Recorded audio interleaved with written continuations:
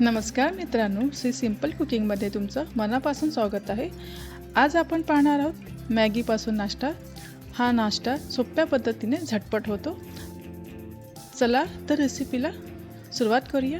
इथे मी 1 कप पाणी घेतलं आहे। हे आपल्याला उकळून घ्यायचं आहे। नंतर ह्यामध्ये आपल्याला 1 पॅकेट मॅगी घालायची आहे।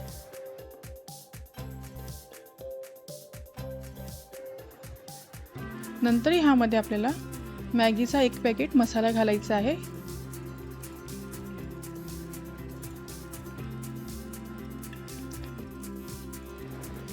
मिक्स करून आपल्याला ही मॅगी शिजवून घ्यायची आहे।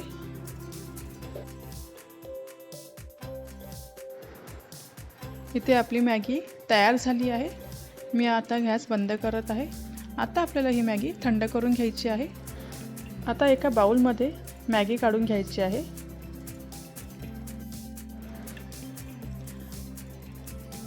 यामध्ये आता आपल्याला बारीक चिरलेला कांदा, बारीक चिरलेली शिमला मिरची आणि टोमॅटो घालायचा आहे। इथे तुम्ही भाज्या आवडीनुसार घेऊ शकता।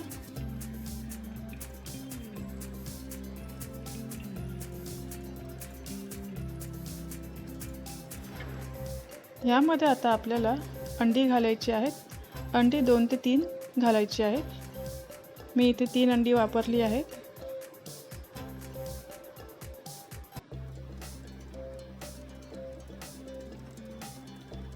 नंतर चवीनुसार मीठ घालायचं आहे। 1 चम्मच चिली फ्लेक्स घालायचा आहे। तुम्ही इथे मसालाही ॲड करू शकता। मिक्स करून घ्यायचं आहे। इथे आपलं बॅटर तयार आहे।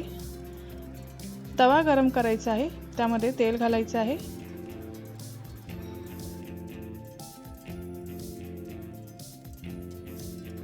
आता आपल्याला चम्मचने मॅगीचं बॅटर तव्यावरती टाकायचं आहे।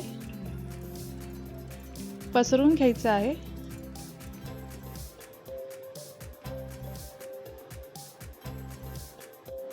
मीडियम गॅसवरती फ्राय करून घ्यायचं आहे। इथे तुम्ही मॅगीचे छोटे छोटे ऑमलेट ही बनवू शकता।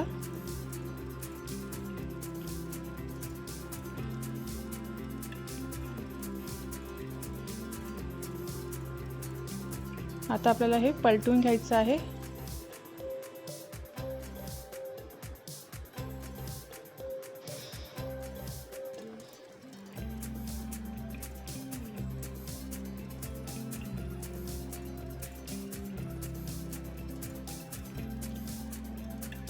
आता ह्यावरती मी चीज घालत आहे। तुम्हाला नसेल घालायचं तर नाही घातलं तरी चालेल। तुम्ही असेच ऑमलेट ही खाऊ शकता।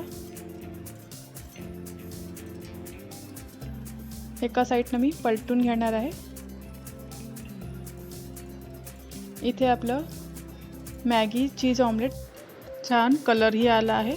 आता आपण मॅगीचा दुसरा नाश्ताही पाहणार आहोत। इथे मी ब्रेड घेतला आहे। ब्रेडवरती आपल्याला हे मॅगीचं बॅटर लावायचं आहे।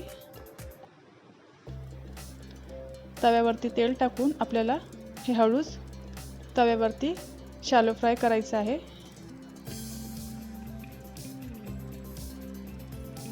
तुम्ही इथे डीप फ्रायही करू शकता।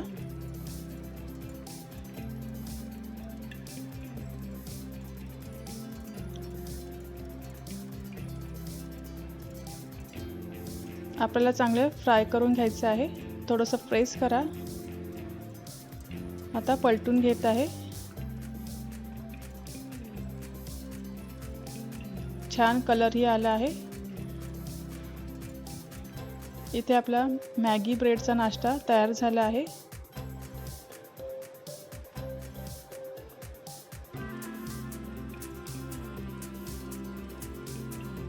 हा तुम्ही नाश्ता मुलांना टिफिनमध्येही देऊ शकता।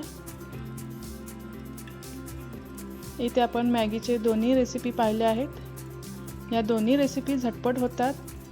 जास्त वेळ न लागता एकदम सोप्या पद्धतीने आपण बनवू शकतो।